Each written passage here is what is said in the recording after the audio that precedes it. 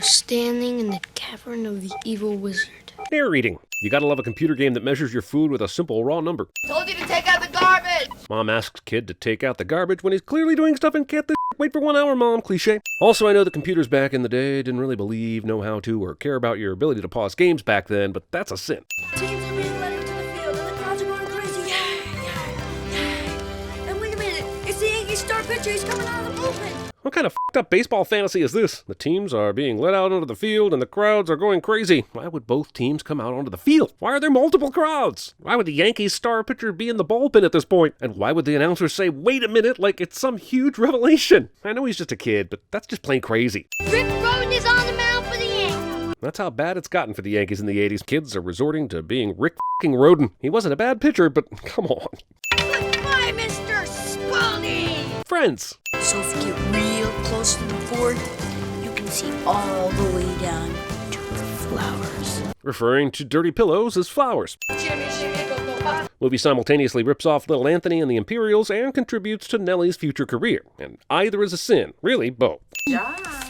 I'm not saying parents don't constantly yell at their kids as a matter of course in reality, but this mom character seriously has 87% of her lines dedicated to yelling Josh in different ways. I think it's something I should do. Dude, everyone in the city is at this carnival right now, so where's Josh's best friend in the universe, Billy? What commitment could he have had that would keep him from what looks like the biggest social event of the year in Cliffside Park? I guess cutting the line is more palatable if you shove everybody in front of you. Look, this is Jersey, man. You don't think this kid would have been shanked by at least one of these mother? This is Derek. He drives.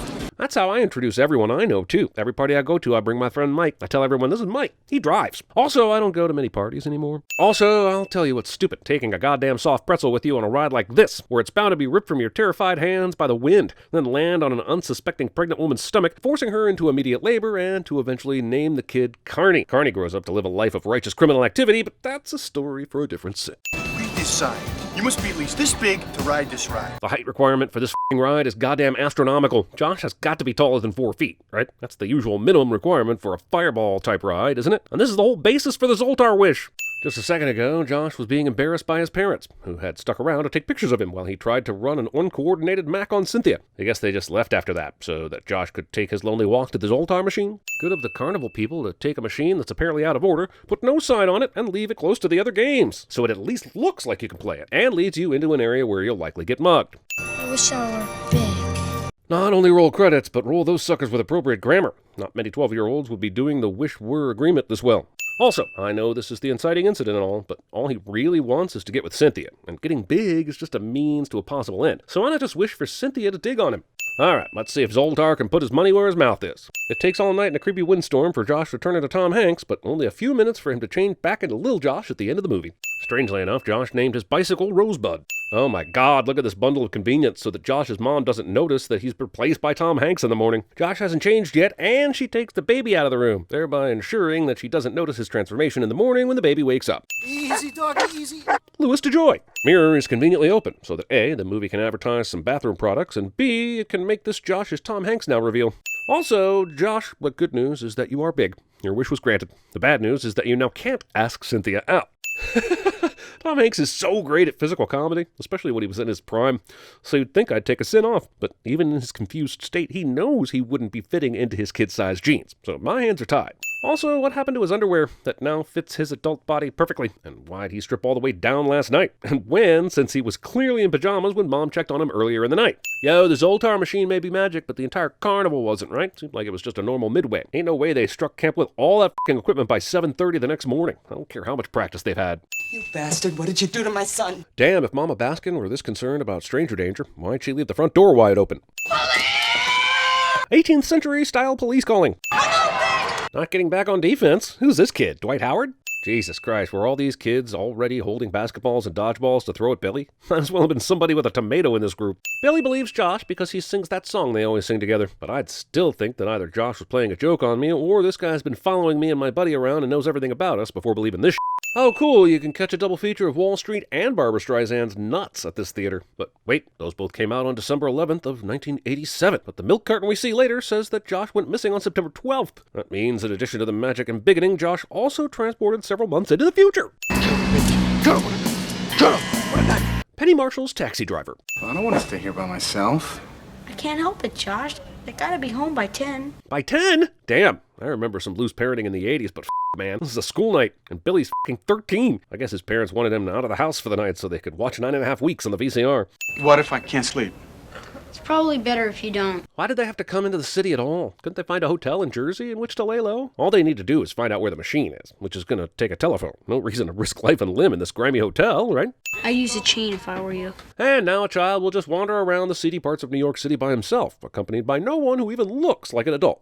Also, Billy tells him to use the chain, and almost as if purposely ignoring him, he only uses the bolt lock. That might not be a sin for the movie, but it certainly is a sin for Josh. Oh, he uses it later, but only after he hears a gunshot outside. Okay, fine, I've gone as long as I care to without taking a sin off for Tom Hanks' performance here, which rides the perfect line between scared teenager and an adult body. It ain't always going to be perfect in this movie, but here it is. One sin off. Also, given the lack of pillowcase here, I'll have to assume Josh is sticking his face into a pile of gonorrhea. 1 month to process. You get it in 6 weeks. Government agencies. Also, if Billy and Josh are clever enough to go to this office to get the complete list of carnivals in the greater New York metropolitan area, why didn't they start in Jersey? The carnival was literally a couple nights ago. You don't think one city official's gonna know who runs it? That would be a much easier way to track down the machine, and would totally occur to a couple of bright kids like this. I'm gonna be 30 years old for the rest of my life. Paul Rudd. There's a couple of numbers missing on your Social Security. Oh, 12. 1, 2. If Josh put 6 numbers on his Social Security based on Billy's locker combination, then only 2 are left. This guy writes in 012, which should be one too many. OGW. My brother-in-law got his doctorate there. Did you pledge? Yes, every morning.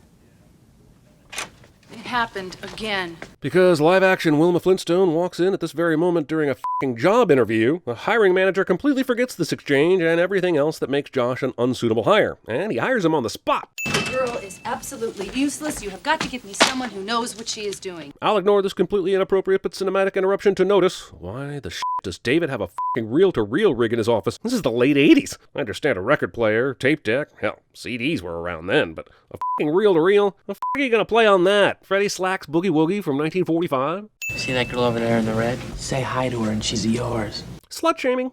Josh is all right, and he's okay and everything. Okay, now that Mrs. Baskin is a little calmer, this is the perfect time to try and reason with her, right? He can go through all the stuff that only he would know, which convinced Billy within seconds flat. Sure, she may take a little while to come around, but isn't it worth a fucking shot? Oh, I didn't do anything to him. I think he's a terrific kid. Making this phone call at work, especially from a cubicle. You know, I believe that a boy can be turned into a man just by the grace of Zoltar. But I cannot believe that Josh is able to cash a check at a major bank without having an account that he surely couldn't have opened in the first place. Holy does this Roach Motel seriously have cable TV? Last night Josh was watching The French Connection, and now he's on MTV. I'm telling you, for Manhattan lodging, this ain't bad, even for this time period. That's racist. How the did Josh get a racist shirt? Not to mention he's wearing it during one of the most iconic movie scenes of all time. You can't see this on a marketing report. What's a marketing report? Exactly. Come on. Oh, I see. This is like being there. Tom Hanks is Chauncey Gardner Baskin. The clues have been there the whole time. And if you do the... Great moment, but Josh was literally looking right at the floor in front of him 10 steps ago. How did he not see this giant device in front of him? This scene is so goddamn delightful. I feel like if they remade Big today, you wouldn't get a full frame of both actors jumping on this piano for over 20 seconds uncut. The scene isn't only magical for what it means to Josh's character, but how it's presented on screen. This could have been an afterthought, just a little plot device to get Josh into an executive position, but Penny Marshall and company made it special. Yet another setback for the kid band Dave and Millie's 88-key revolution. Just when they were about to set the FAO Schwartz on fire, some opening act stole their thunder. Product development. Vice President? He's only been here a week. Vice President? I know John Hurd's character's an asshole here, but he's not wrong. All Josh did was make some copies and play around in a f***ing toy store, and he gets this much of a promotion? I don't care how impulsive Robert Loggia is. Doesn't this have to run by a board or something? It's bigger than the principal's office. How would you know? Remember that explosion in science? First off, I feel like most people have seen their principal's office in school for one reason or another. Second off, how did Billy get in trouble for an explosion in science and didn't tell his best friend he went to the principal's office? $59.95. You know, that only costs $10 to make. Sweatshops. I have called everywhere. Nobody's ever heard of him. I understand Paul's obsessed with Josh just for professional jealousy, but if that's the case, why isn't he making these calls himself? Why does Susan give a shit? It turns from a building into a robot, right? Precisely.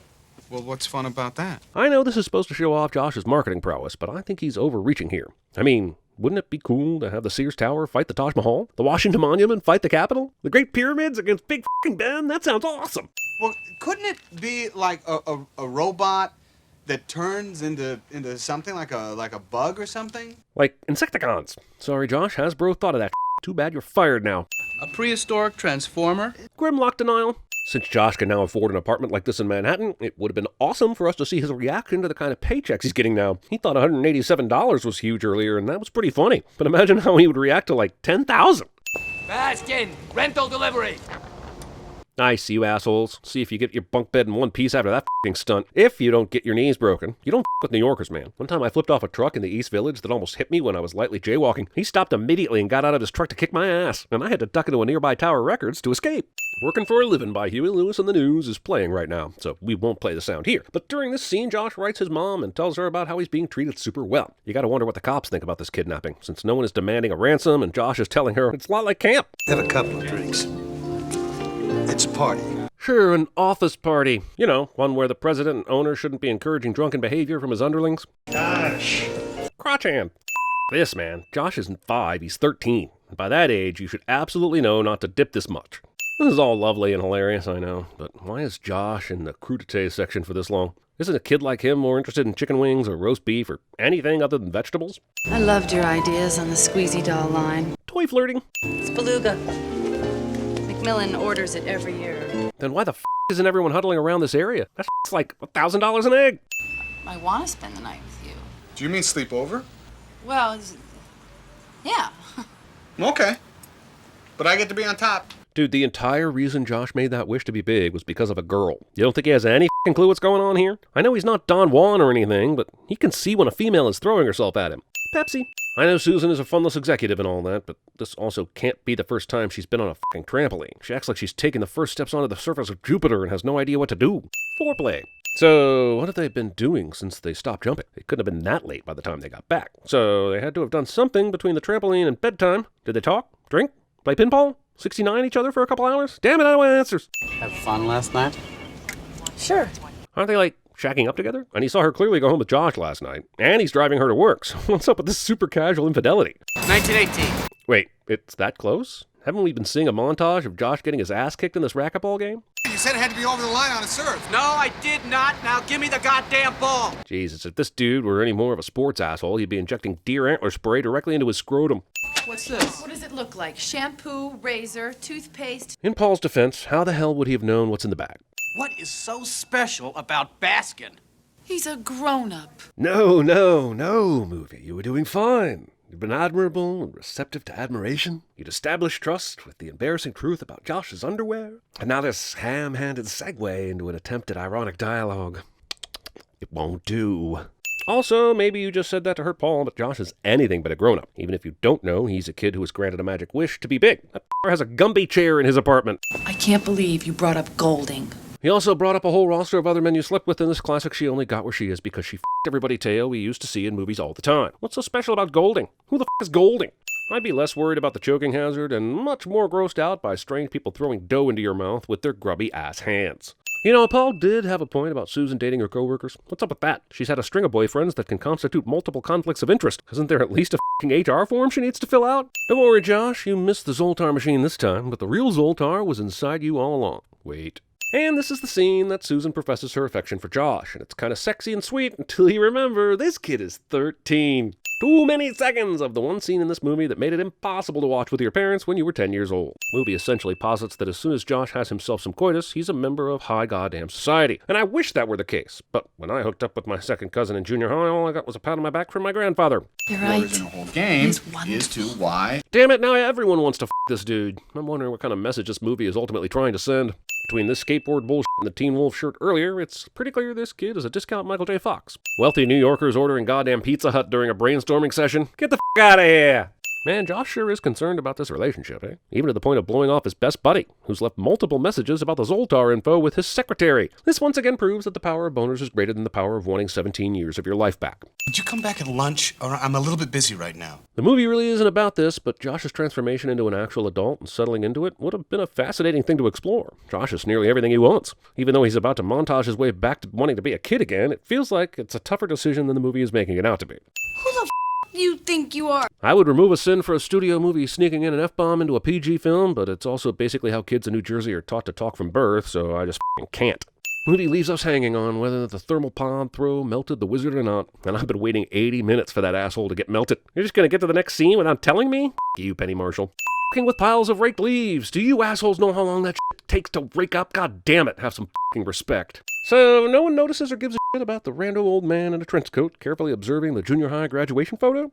As is customary when you get fired from your best friend, you have to clean out your desk and try and find a new best friend. There are always decent opportunities at the unbefriendment office, but sometimes cold calling works. Not sure why this headline about the Mets sticking it to the Cubs was worth putting on a bulletin board with no pictures or anything else, but kid's got a kid, I guess. I thought you were a Yankees fan, by the way. It's just looking around in here. Just me, not Josh's father, who apparently could give a flying f*** since he's been absent from this movie ever since the carnival scene. They're waiting for you, Mr. Baskin. Ah! Ah! Ah! Did Billy seriously need to leave this note? Seems like that's pretty straightforward. There's no address or phone number, so he could literally have just said Sea Point Park, New York. And I bet you Josh would have remembered. Hell, Billy could have called him with this info. I don't get it. Hero throws the villain's words back at him later in the movie cliche. Yeah, I said it. I think a kid. No. Susan is not making this leap in logic no matter what Josh said last night. No one is making that absurd leap in logic, especially someone that might have just realized the ramifications of sleeping with said outcome of this leap of logic. It was good of Billy to be here today, hanging around, so that Susan could actually start believing the Josh is a kid tale. Otherwise, she would have never known she took a 13-year-old's virginity. I'm his girlfriend. Making this face at Elizabeth f***ing Perkins. Why the are they keeping these consoles out here during the day? One nor'easter is enough to f*** up a perfectly good version of Outrun, man. Seriously, why is Zoltar such a dick in this situation? Is it making sure that other kids don't try to put quarters in it when it's unplugged so that it's handing out wishes on demand? Does it use this frustration tactic to discourage other wishers? Imagine if he missed. Come on, I'll drive you home. Given the circumstances, Susan is taking this way better than she could or really should be taking this. I'm gonna miss you.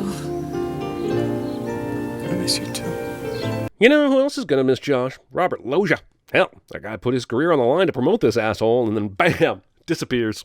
Oh, now she kisses its head. About 24 hours ago, that meant a completely different thing. Josh's transformation back into a kid took way less time than it took for him becoming an adult. The length of time was a plot convenience earlier. Now it's so that Susan can get visual confirmation that she's going to need lots of therapy after this. Damn it, after all this, Josh's mom still leaves the door unlocked.